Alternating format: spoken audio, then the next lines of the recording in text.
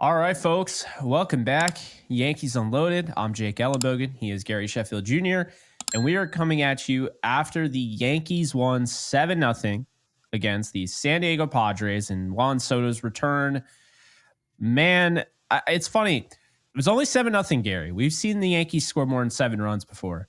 That felt like 27-0. There was no way in hell the Padres were winning that game once they crossed the threshold. And Gary, what's the threshold for those of you out there that don't know? Oh, you give us 5 runs, we're winning. That's what it is. And what's funny about this game is they came in with Yu Darvish, who at the time had a 25-inning scoreless streak, which is incredible. But he was at no point of that streak was he facing the Yankees, who are just on another level right now. We said it before. There's going to be series you go in like Seattle where it feels like, okay, we should have won game 1. We go into game 2, get thrashed, and people are, the world's falling. The sky's falling on you. But here's what's most important. You end that losing streak, you get your momentum back, and then we go into San Diego, beautiful weather. Apparently, the broadcast was talking about it, is that we took over San Diego, which, again, it's a lot of way. I'm not saying that more people traveled from New York to go to San Diego than Padres fans themselves. There are a lot of transplants. A lot of people who lived in New York didn't like the weather. They moved down to Arizona. They moved down to San Diego. They moved to Texas or Florida. Now, having said all that, the Yankees have a nice representation in San Diego, and we saw it yesterday. It literally looked like Yankee Stadium, which was super cool. And then, of course, the best part of all of it being that Aaron Judge and Juan Soto, I would say, felt a little bit more sweet because he was booed at the beginning of this game, even during announcements. And they got what they paid for today. So I thought that was really cool. It was really cool. I'm happy for Juan Soto, getting to experience that. Was 8-0, by the way. I totally blanked on. I forgot they scored another run. So it was 8-0, not 7-0. But really, games like this kind of just go to show you how good this team really is. I mean, we were talking about this, okay? This wasn't going to be easy. Coming back from the Bronx, no day off, go right cross country.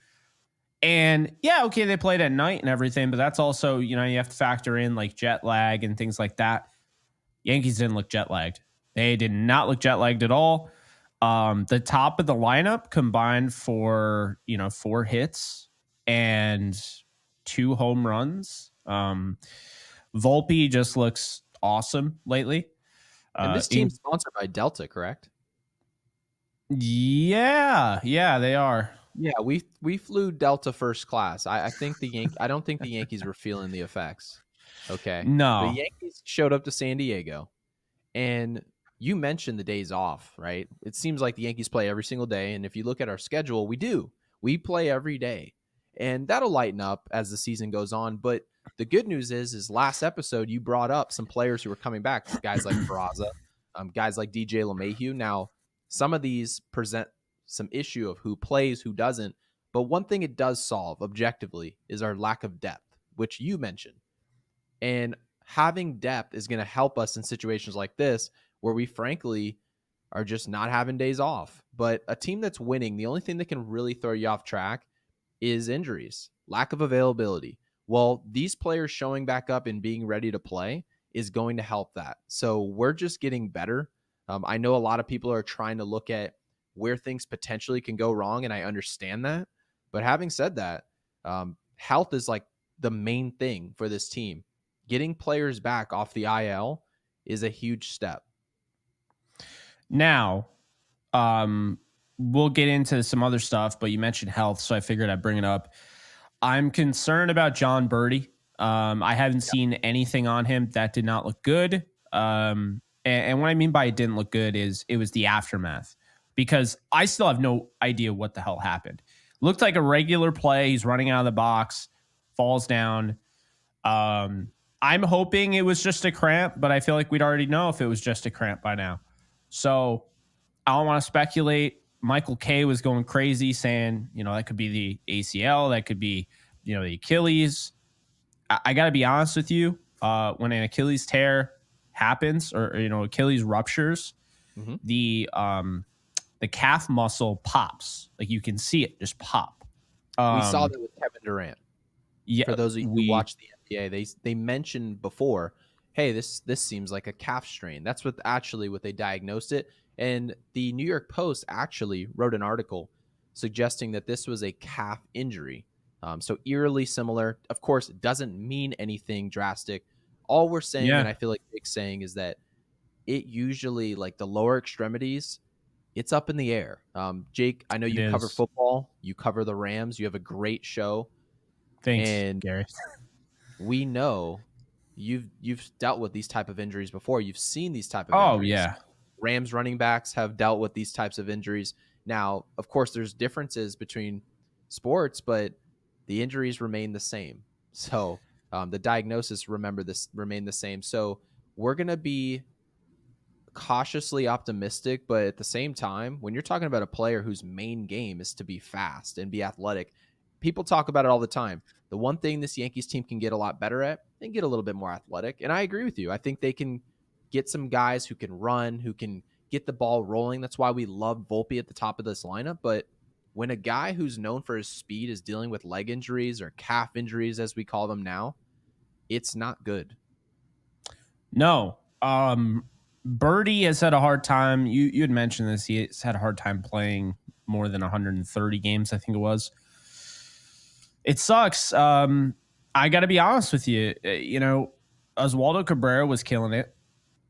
And then John Birdie comes back from his injury, and he's looked better than Oswaldo Cabrera. And his, batting average was up to 273. And literally, John Birdie has been everything we expected him to be. I mean, when we made that video, we were very excited for him. This is before what we were going to see with Oswaldo. He's tailed off a little bit, but he's still a good player. Birdie was really taking over that spot. And I hate to say it, but when he went down last night, all I was thinking is, well, the Yankees just got that sorted out. Because if he's out, it's going to be so easy to put in DJ LeMahieu now. And I was kind of hoping we would have some sort of competition there. I know they said DJ is going to be their third baseman, but I was hoping that, Birdie puts up, say he all of a sudden is up to 300, and LeMahieu starts off 125 and really just doesn't look like the LeMahieu they were hoping for. That would put pressure on them to make a move, and keep Birdie in the lineup. Cabrera, I don't think is going to do that. Not right now.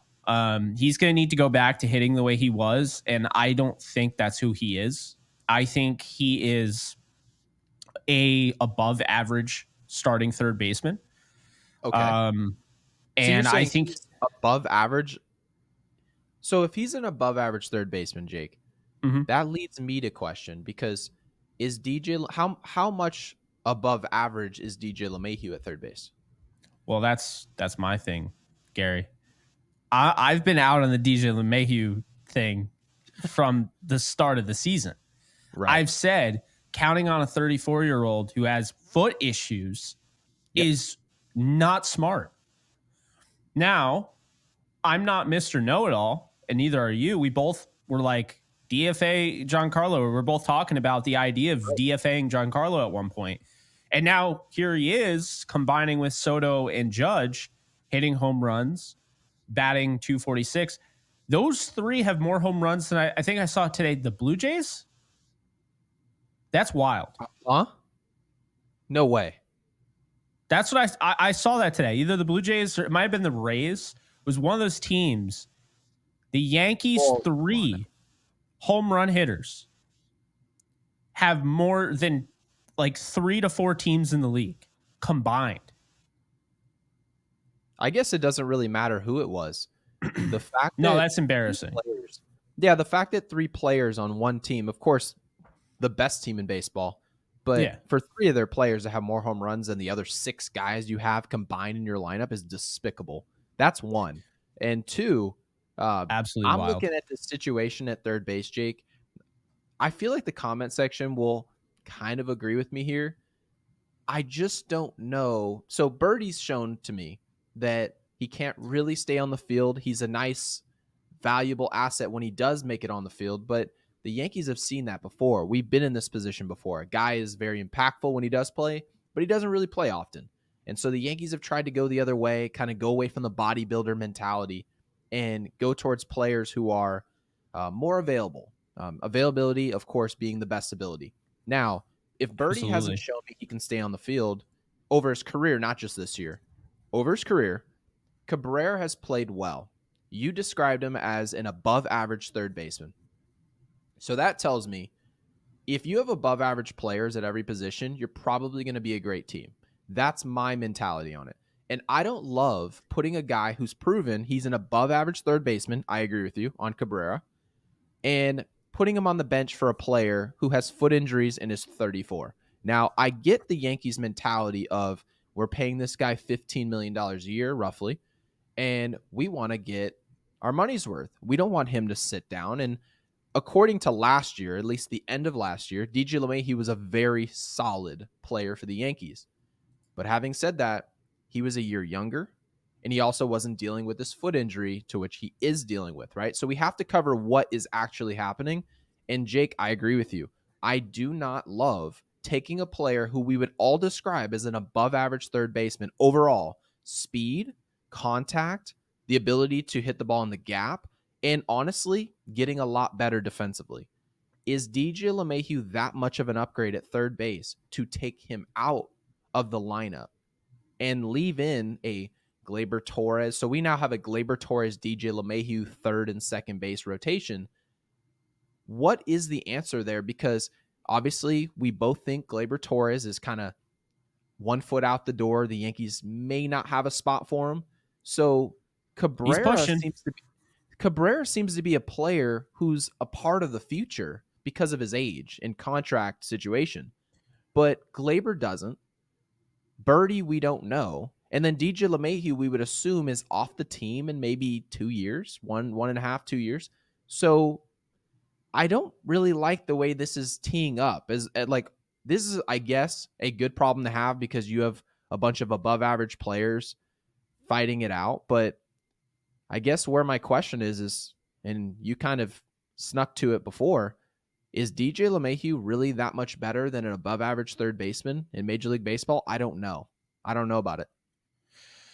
I mean, there are teams all around this league that would kill to have, obviously, a healthy John Birdie, but would kill to have the Yankees third base room. I mean, you're talking about 3 starting MLB third basemen. Regardless of how you feel about LeMahieu, if he stays healthy, he's a starting caliber third baseman.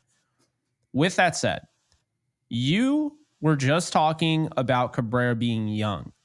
What you did not bring up is Cabrera not only being young, but being flexible, okay?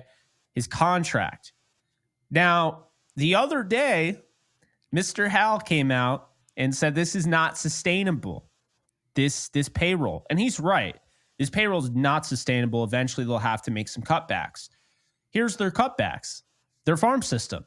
Having Spencer Jones, having Jason Dominguez, having Oswaldo Cabrera, having Austin Wells.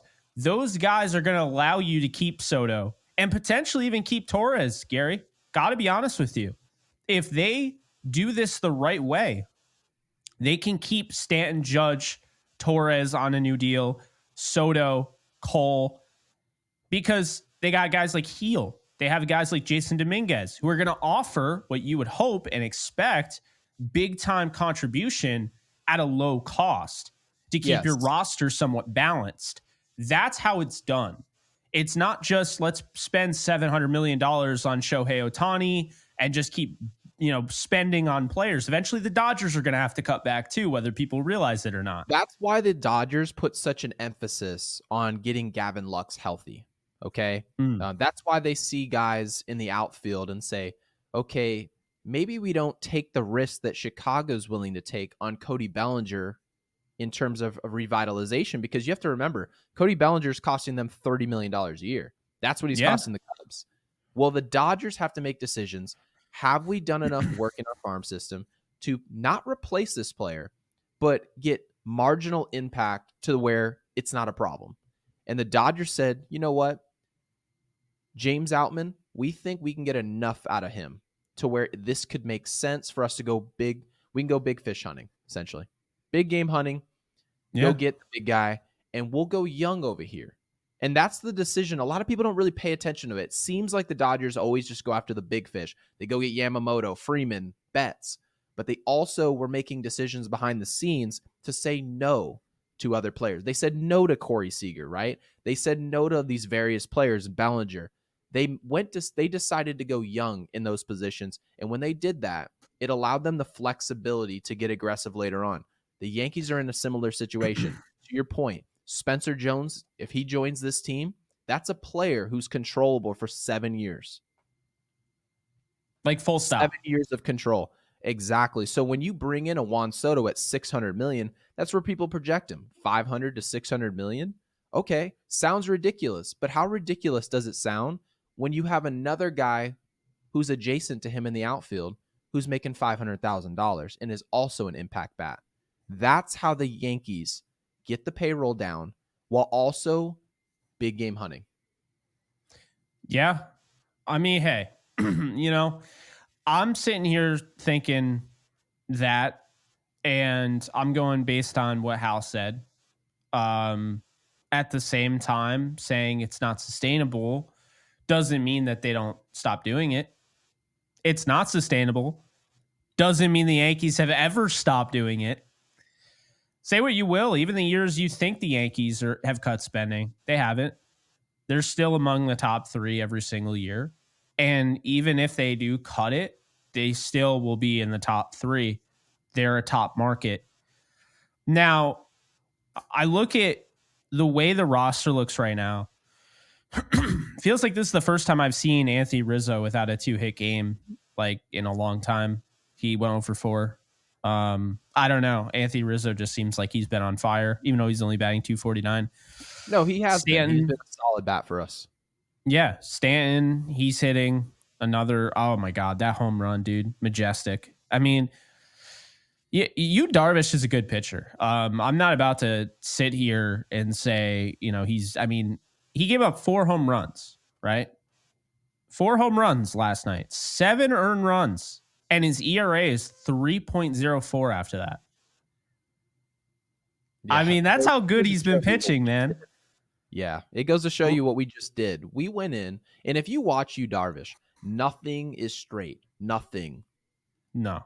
Nothing. And so even when he does give up contact, it's usually not very hard. And when you're a pitcher, everything has movement. Yeah, when you're a pitcher who goes away from the barrel, hitters can't really figure out where the ball is going. They might hit it, but they're not comfortable. It looks like an uncomfortable at bat. The Yankees looked comfortable yesterday. To be honest with you, you know who really set the table was Anthony Volpe. That leadoff triple. Oh my God. The leadoff I thought they won the game after that. That's what it felt like. It's ridiculous. It's such a ridiculous thing to say, which you know what you're saying, but it did feel like that. When Anthony Volpe broke through with the triple, you're like, oh, okay, well. Oh, it's that day. Okay. And we got Rodon on the mound. Like, yeah. And I trust Rodon against the NL more than anybody. Absolutely. And you remember what I said, Jake, about this team and the biggest adjustment they made offensively was quality outs. Okay. Yeah. Let's rehash the first inning really fast here. Anthony Volpe has a beautiful at bat, laces the ball down the left field line. The ball's bobbled down the left field line. He's hustling out the box, pretty reminiscent of this entire team, not shortcutting anything. Gets to third base when he easily could take it off. He knows Soto's behind him. He knows Aaron Judge is behind him. He gets to third base, right? Sets the tone for the whole game. Now, Juan Soto strikes out on a nasty comeback fastball from Yu Darvish. So what happens after that? The Yankees are in a situation where they're going to lose all momentum if the next at bat isn't executed and we don't score. What does Aaron Judge do? He falls behind early in the count, 2-strike count. He finds a way to get the ball into the outfield, scoring Volpe. Completely changed the complexion and the outlook of the entire game. The Yankees never lost momentum after that. And I mentioned, not everything in baseball is about hitting the ball into the third deck in left field in San Diego. All that stuff's really fun. We're gonna post it on Twitter. We're gonna have a bunch of fun, post it on IG. But where games are won is making quality outs, because you can change the trajectory of an entire game in the first inning. And Aaron Judge did that. So that's something that I pay attention to. I know we love watching bombs in the third inning from Soto. All that's fun, but you establish yourself as the dominant team over a Padres team by doing stuff like that. It's true. And, we love home runs, but we love the small ball as well. And we talked about that.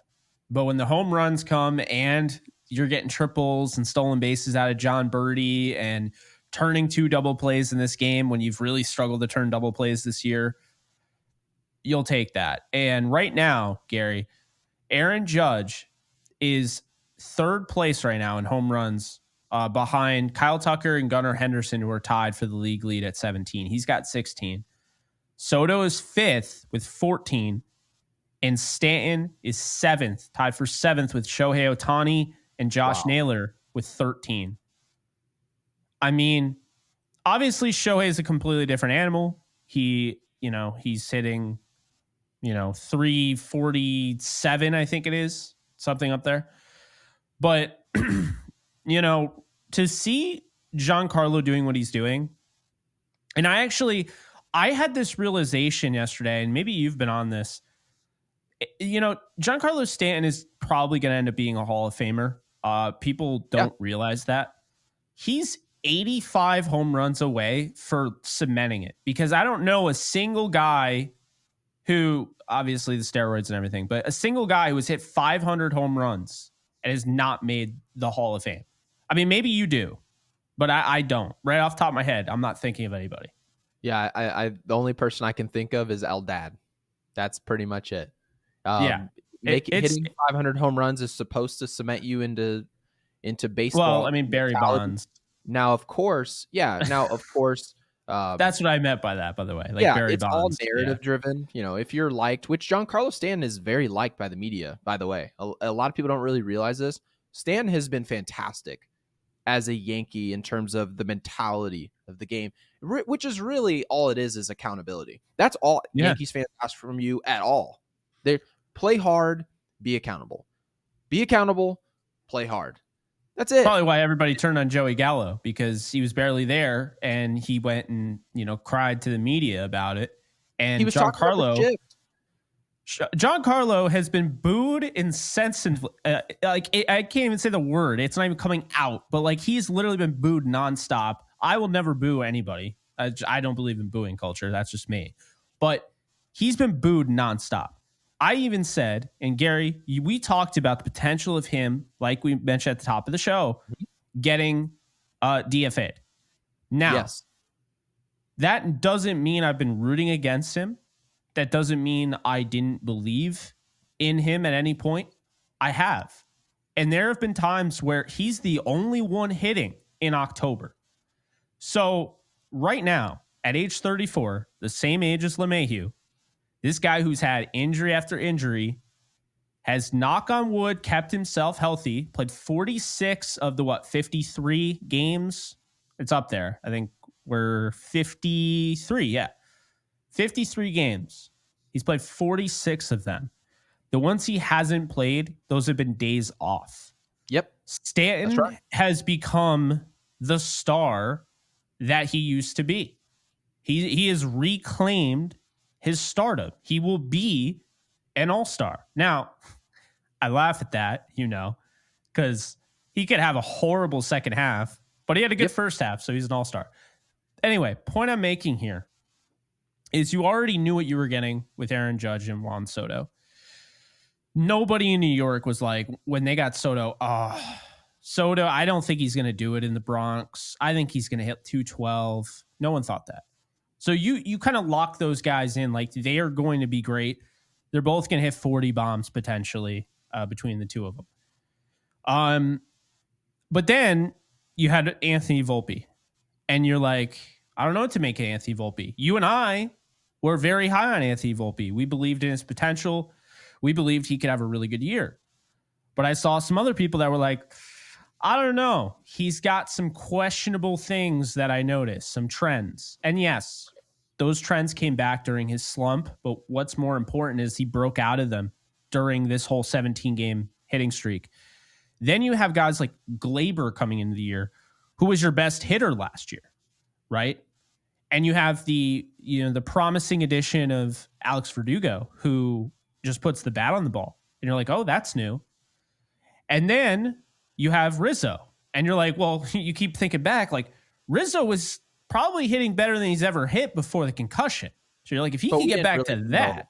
Yeah, but also people weren't really comfortable just projecting him right back into the production that we saw last No, year. that's true. Because it was a long time there that he was dealing Yeah. with the concussion issue. We didn't know what we were getting. Plus, Rizzo is no spring chicken. He's like a middle-aged man at this point. Yeah. Well, also, I'll say this. Jose Trevino. Yep. What if I told you Jose Trevino right now is better than he was the year he was an all-star? Like, it's not even close. That's pretty crazy. I mean, I thought he was done.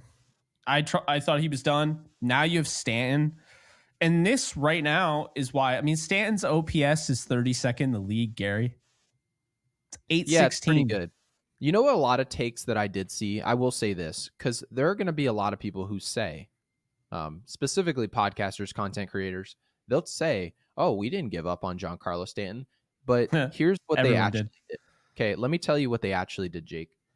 They said, Giancarlo Stanton has been horrible. He's terrible, right? They'll just say what's happening and be like, I mean, if he gets going, he'll be great. Well, no shit, Sherlock. Any player who just gets going is now going. So they're going. I love that. That's that path analysis, man. That I'm telling you now. They'll essentially be like, that's not a take. He's a terrible baseball player. Like, we didn't say this. We said based on his trajectory, he hasn't shown the Yankees that he's going to give them an output in 2024, right? But then we said what they should do about it. That's a take. Then when it's right or wrong, we get on this show and we discuss if it's right or wrong. That's what we did. You can't say that a player, hey, if DJ LeMahieu, he's 34 years old, but if he gets it going, he could be a real asset for the Yankees. Who in Major League Baseball that gets it going is not an asset for a team? Who? If you're in the majors and you get it going, you're going to be, because everybody's good. You have to be good to be in the big leagues. If you get it going, that's how you become great. Think about it. What is get it going? If Trent Grisham were to go on a freaking heater and he's hitting 22 of 40, 22 of his last 44 at bats, he's getting hits. Like, oh, he got it going, right? I think he can play for the Yankees. Yeah, I bet you do. Hey, how about Jurickson Profar? He's the best example in the history of baseball. Jurickson Profar, for those of you who are around my age, I'm 30. Jurickson Profar, it seems weird now, but he was the top prospect. The top prospect in Major League Baseball, number uno. Now, having said Rangers. that, okay, not only this, what if I told you, hey, if Jurickson Profar really figures it out, he'll be a great player in this league. This is the first year he's ever really thrown it together and been an all-star. Jurickson Profar is probably going to be at the all-star game starting. It's ridiculous to say, but that's how good he is this year. He's hitting 330. I'm happy for him. I like him. I'm very happy for him, but it's not really a baseball take to be like, hey, if Profar figures it out, he's going to be really good. Yeah, that's what everyone says. Any player. So that's just not a baseball take. Yeah, again, we're very happy for Profar. We're thrilled to see Volpe actually stepping into the shoes. Batting average wise, Jake, we kind of said 275, 280 for Volpe would be great. That's where he's at, about 280. And that's all you need. You need to draw your walks. His ops is almost 800. If your ops is hovering around 800, you're going to score 100 runs for the Yankees. It's all you can ask out of a top prospect, out of the system. That is delivering, because we've said prior, the Yankees haven't really hit on guys out of their system. Yeah, Aaron Judge in the first round, but what else they got? We used to say like Severino, and then you kind of lose us there. The Yankees kind of seemed like a bot product. They didn't really know what they were doing down below, and it was all a bunch of talk. We were projecting guys to be the next Mickey Mantle, but now the Yankees are actually getting an output out of young players. Hal mentioned sustainability. That's how you do it. Yeah. And I mean, the Yankees, number one in team home runs, number one in on-base percentage, slugging percentage, OPS. They're 21st in strikeouts, which is it's a good thing. You don't want to be high on that. Second in walks, so that's held up. Second in total bases, third in RBIs. They're 19th in doubles, and they are fourth in hits. They've scored the third most runs, and they've had the sixth most at bats. What I do notice about this, nobody generates more at bats than the Padres. Padres have the most at bats in the big leagues. The Padres are pretty much the one thing that they lack is pop. So, I mean, 16th in home runs, tie with the Royals. This is a team that's really good offensively, like really good. Like I was actually surprised to see they're top 10 in almost every offensive metric.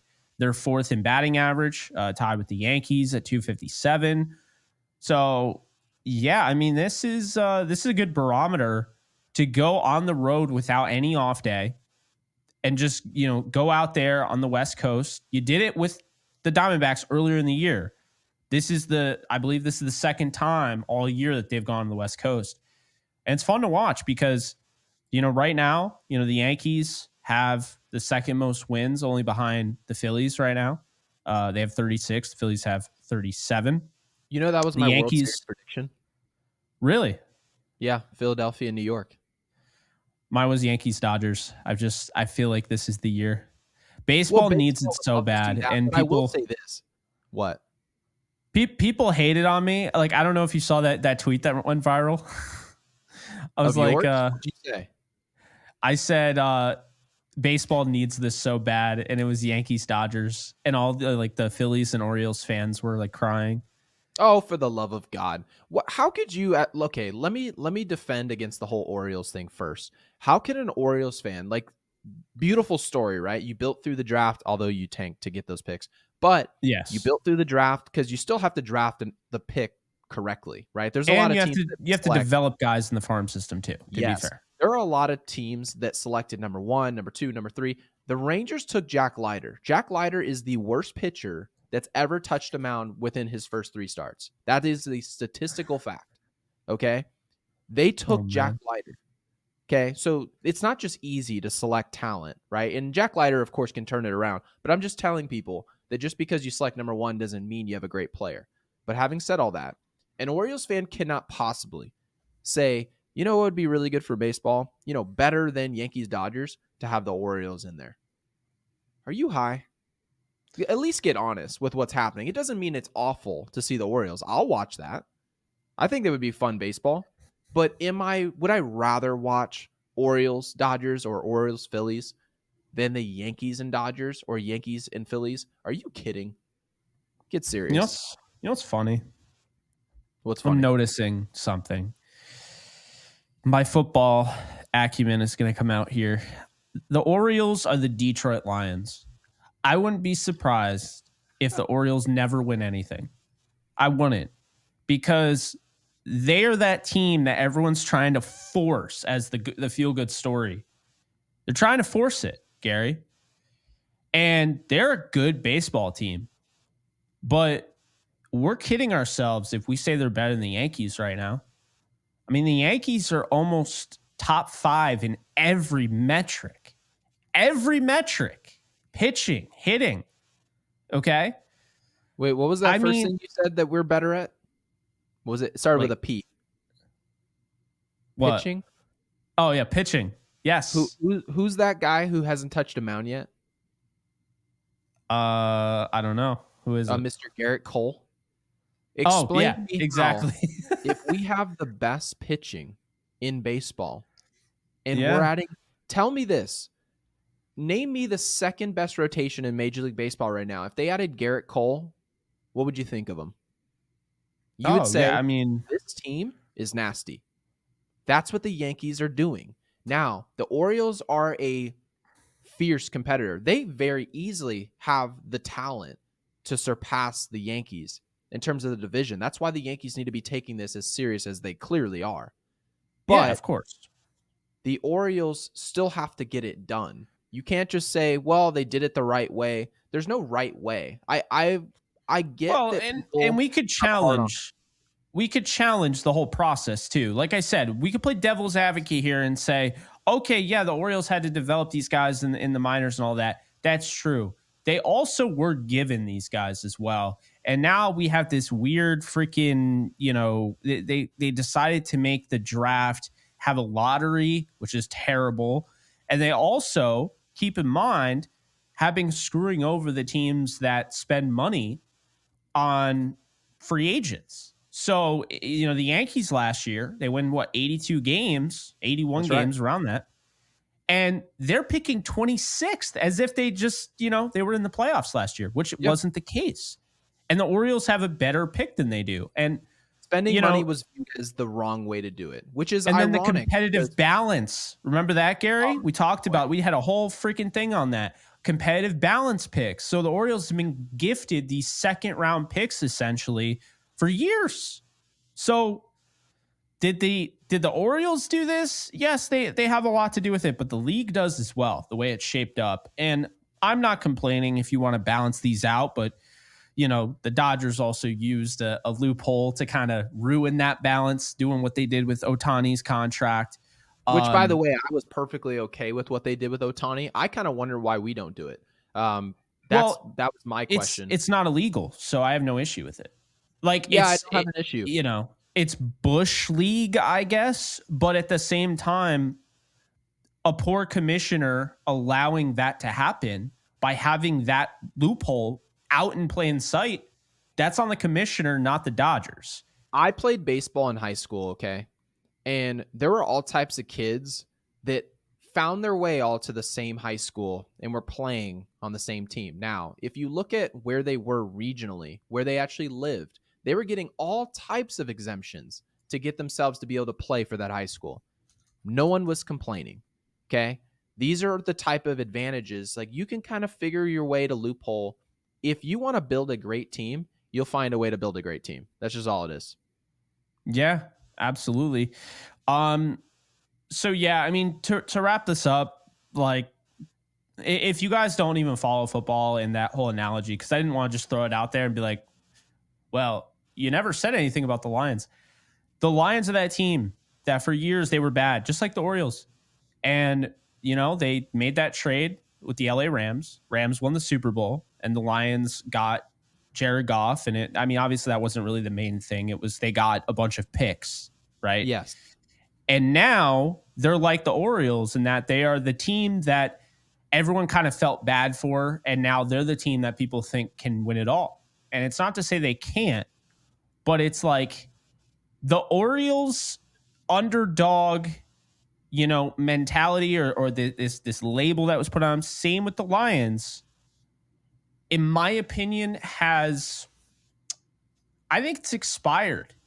I think the Orioles are just a good team. We can get off the high horse of them being a good, story. The story's over. The story is the come up. Now that they are here, I don't want to hear about the story anymore. It was just a different way to acquire stars. Instead of spending $300 million, we're going to be but. And these players that you select number one overall, if done correctly, is a $300 million player. How much do you think Adley Rutschman, how much do you think he's making? He's going to get $400 million. Okay. And they happen to get lucky that the 1 year that they were picking number one overall, Adley Rutschman was the guy. Because it could have been, Royce Lewis, who's not a bad player, but I mean, it's just a different way to go about your business. And they make spending money seem like the bad way, even though every free agency, all the team's fans are like, no, he's going to Toronto. No. Well, and then they got the guy from the Brewers. Right. Let's stop. Oh yeah, well, the Yankees do all this evil stuff. Well, the Orioles did the evil stuff that you're claiming the Yankees do. And by the way, for Burns. Yeah. By the way, the Yankees, what'd they do to their rotation this offseason? Well, they added Stroman, who wasn't a big time guy, and then they brought in a prospect. They missed out on Yamamoto. They didn't pivot and go out and get the other guy who we talk about, who's being an absolute star with the Cubs. They didn't trade for Burns. They didn't trade for Cease. They didn't sign. Who's their best pitcher? Who's our best arm in the rotation right now? He's Right a now, it's what? heel. Starts with a P. He's a prospect. Come Yes. on. The Yankees So- got to get some credit. So that's the thing. The Yankees will never get that, but then people always act like they're winning, World Series left and right. We haven't Right. won since 2009, so it's not like, it's like, oh, I'm sick of the Yankees. How? They haven't been in the World Series in years. How are you sick of them? I really don't get it. Oh, how many So- more players can they get? Like if Ohtani goes to the Dodgers, people are like, how much more help can this team get? I'm like, what are you talking about? How much more help can they get? They won one time, and it was in front of a bunch of cardboard cutouts. And I'm not saying that World Series didn't count. It 100% did in my book. But Yeah. come on, guys. You can't possibly sit there and watch the Dodgers sign Ohtani for really $2 million a year. That's what they did. You can't possibly think, oh my God, this is just so insurmountable. What are we going to do about the Dodgers? They have won one time. If they won the World Series this year, how possible is that like overwhelming for the league? Come on. Well, you know what they do to counterbalance it? They have a mid manager in Dave Roberts and kind of brings it all down. So, the competitive balance. I should have known. You were going to do that. I mean, come on, man. They're 33-20 with all of that help. Dave, if you watch this show, I didn't mean to set him up for that. It was always headed that direction. Dave probably hates my guts, and he has every right to. I just hope Sean McVay doesn't also hate my guts because I think he's friends with Dave. But no, all jokes aside, Orioles are a good baseball team. The reality of the situation is we haven't seen the Yankees in the World Series in years. So we need to stop acting like, oh, it's the Yankees again. The Yankees kept making the ALCS and losing. Okay, we haven't seen them in the World Series. As we wrap this up, the Yankees are the best team in the league. Okay, I don't really have any. I don't really have any other thoughts than that. I mean, I think the Phillies are the best in the NL. I think the AL right now, it's the Yankees by a country mile, Gary. I don't think anybody's close right now.